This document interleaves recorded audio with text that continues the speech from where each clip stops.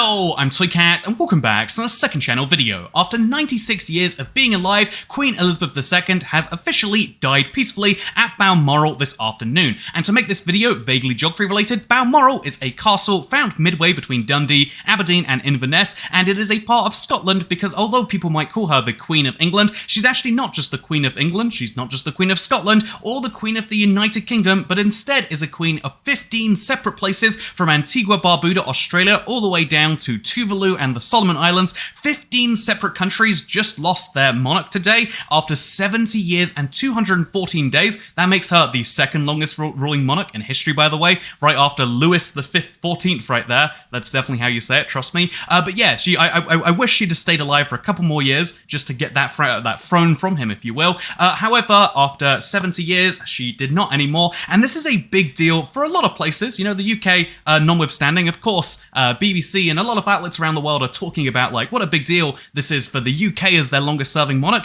but it's actually a very big deal for a lot of these places because it's not just their longest serving monarch, it's perhaps the monarch they've had for the majority of their independence. In fact, for almost all of these countries, it is the case that that is true, and so yeah, there is a lot of stuff that happens as a result of this, and what are those things, I hear you not asking, instead me asking rhetorically? I guess we've got to do the whole like, okay, so this is a person who has died, it is worth mentioning. However, I actually want to, like, I don't want to do the whole, like, it's really sad, and her son, now King Charles III, said the death was a moment of great sadness for him. Like, of course it is, that is important. But I also think it's really, like, people say it's disrespectful to say anything but sad things right now. We should all be mourning. And it's like, first of all, we don't live in the 1800s anymore. The Queen is a head of state, sure, but we do have other, you know, we also have a brand new, a brand new prime minister this week. And, you know, like, we do have a actual leader who is elected by the... Well, actually, it's a bad example because she's not elected by the people, is she? But we have a leader who is theoretically elected by the people in some indirect process, whereas this is our this is our head, a figurehead, our person who is like primarily, you know, in charge in the big air quotes. And so, you know, on a level of the country, it is a big deal that our head of state is changing, especially because our head of state is changing, you know, to this guy.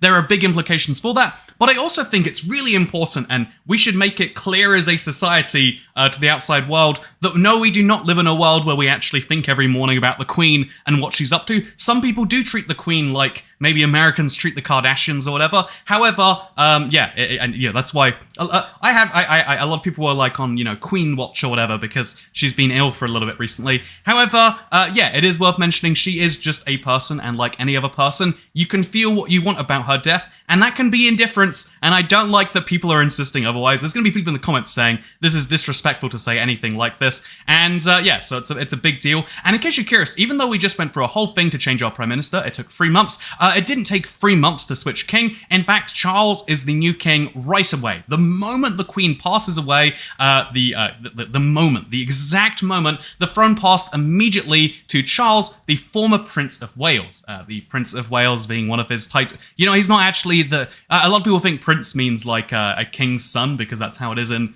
fairy tale movies. However, no, that's his title. He was a very senior, he was like the king in waiting, if you will, and now he'll be known as King Charles III. This is actually one of those interesting questions where he could have actually picked any title he wanted. The reason that we have like King George XII and King, William the whatever else, like all of these.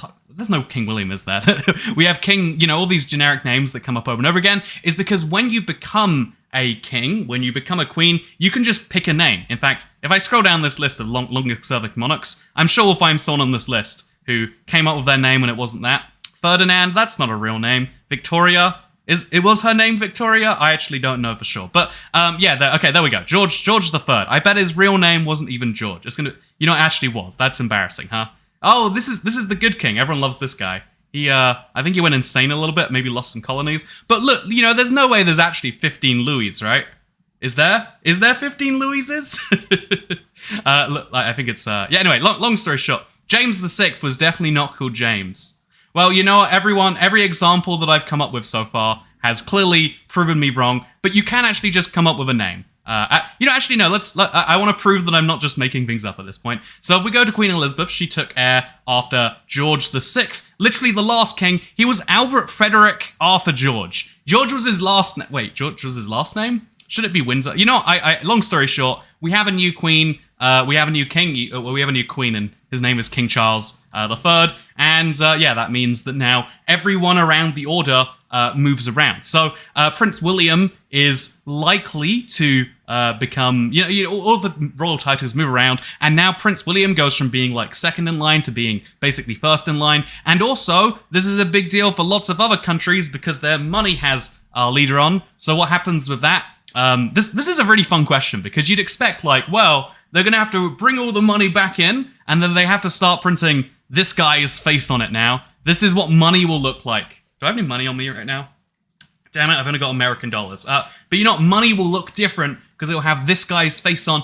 But in reality, if you look a little bit closer, this is a terribly low resolution image, but if you look a little bit closer, this is the Queen in the UK, and this is the Queen in Canada. You'll notice how she's a young Queen in the UK, she's an old Queen in Canada, she's like a middle-aged Queen in wherever that is, and in Fiji, she's like somewhere in between. So, yeah, they do just reprint money eventually. There will be this weird, wacky period where there is a king on the throne, but despite that, all of these places still have the Queen's money, probably including the UK for quite some time. This is normal. We're not going to destroy all of our money just to get that replaced. And I think that's important because it is, for the entire lifetime of basically anyone watching this video, the person on the throne and the person on the money has been the same person. And so what happens? This guy's face will eventually be on there, which, is that an upgrade? I would say no. But again, I don't want to dive too much into that. What I do want to dive into, though, is not just this fun fact of like, well, Queen Elizabeth, the second longest ruler of all time, not just ruler alive at that time, she was the longest living reigning monarch. Title is now passed on to Hassan al-Bolkiah for Brunei. Good job, by the way. Congrats on making it 54 years. It's not 70 years, but I guess it's fine. Anyway, so she's not just she's the second longest ruler of all time. In the history of monarchy, she is the second longest for lots of different places. And you gotta admit, that's pretty nuts, right? That is pretty crazy. I'm glad she made it past Rama the Ninth of Thailand. Good job. Proud of you. Keep it up. I mean, anyway, I don't want to dive into that anymore. So yeah, anyway, basically, now things change all around the world. All of these countries, you might be wondering, like, what happens there? Almost all of them have lined up their succession rules so that immediately he became king of all of those places. In fact, if you scroll down the list of monarchs, do you just find that after, there we go, 0 days. Yeah, Charles III is officially ruler of all of these places. And isn't that fun? Australia, who's their king? Can we find out real quick? Oh, it's Charles III. Wow, people update Wikipedia so quickly. They're like, okay, Queen is dead. We need to go on the Antigua and Barbuda Wikipedia page because people need to know that their ruler is Charles III, which is, it's crazy to say, right? Anyway, yeah, fun fact, Charles III, by the way, he's old. Is that offensive to say about?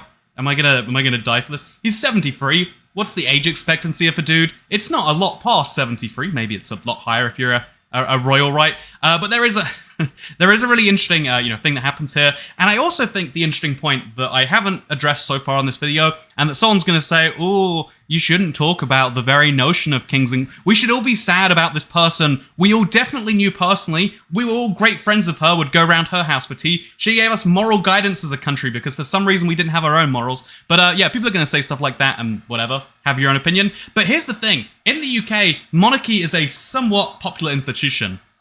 It is very strange to me. Like when I speak to people, no one ever goes, "Yeah, I love the Queen so much." Instead, people go like, "Well, what else? What are we gonna do? Getting rid of the Queen is not popular, but keeping the Queen is, not popular either." But amongst the British public, you can see that between 50 and 60% of the populace is generally on board with the monarchy being good for Britain. Again, kind of insane sounding when you say it out loud, but it is the truth of the land if you think about that, though.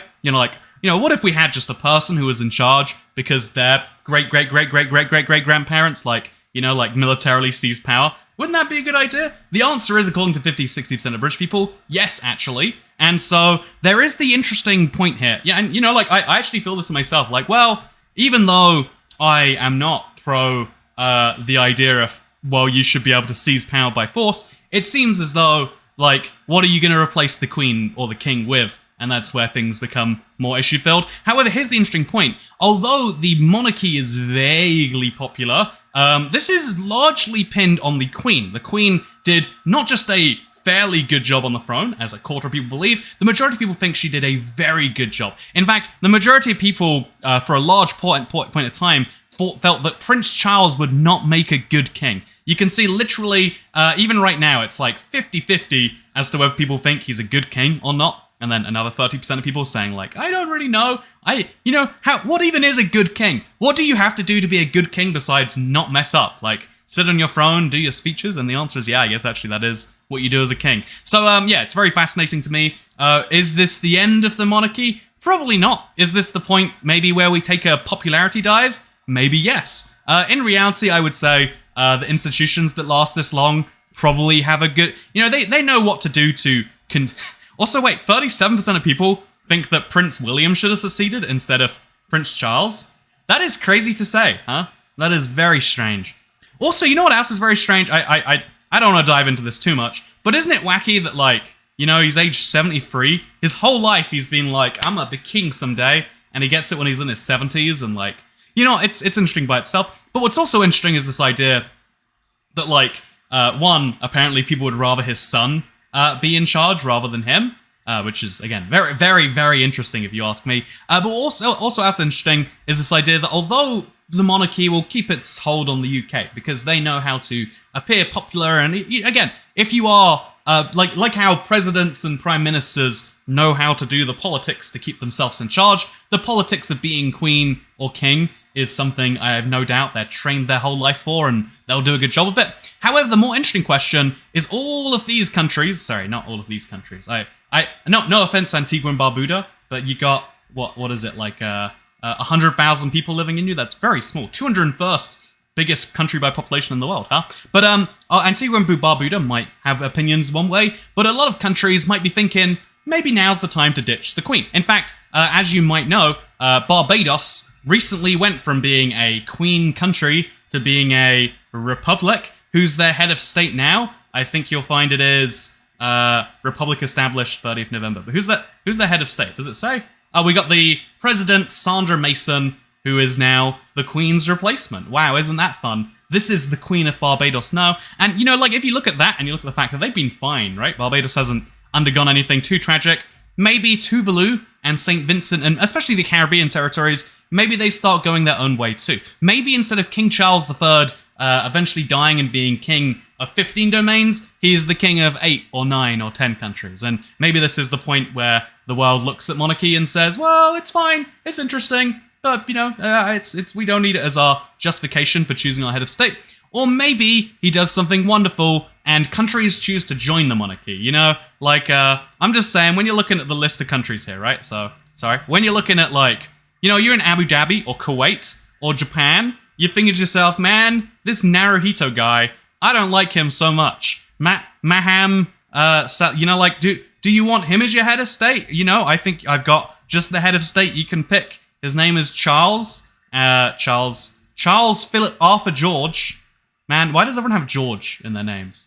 That's kind of ridiculous. Anyway, yeah, we got this great guy. He wears a suit, and he's a man, and he can be king, and that's cool. That's different. That's fun. New and improved recipe for our monarchy. And so yeah, I hope you'll enjoy this video.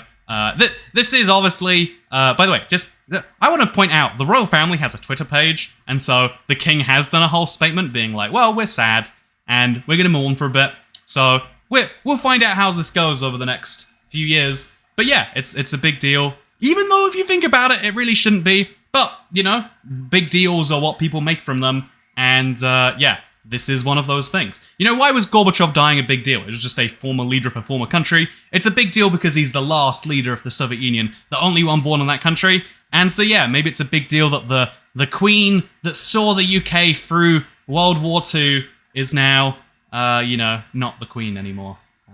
I mean, that's my understanding of events. Hope you all enjoyed. Remember, if you hate these videos, give me money on Patreon. I want to be clear here. Like, when you pledge to the Patreon, not all of the money is just used for, improvements. In fact, 100% of the proceeds on the Patreon will go towards buying me lobster rolls and kebabs. So just keep that in mind when pledging. And thank you very much for watching this video. I hope you all enjoyed it, because I'll see you all in the next one. I hope. Yeah, have a good day. Well, I'm gonna start my morning period now. It actually is, it's afternoon, so I guess I won't. Goodbye. Such a bad joke.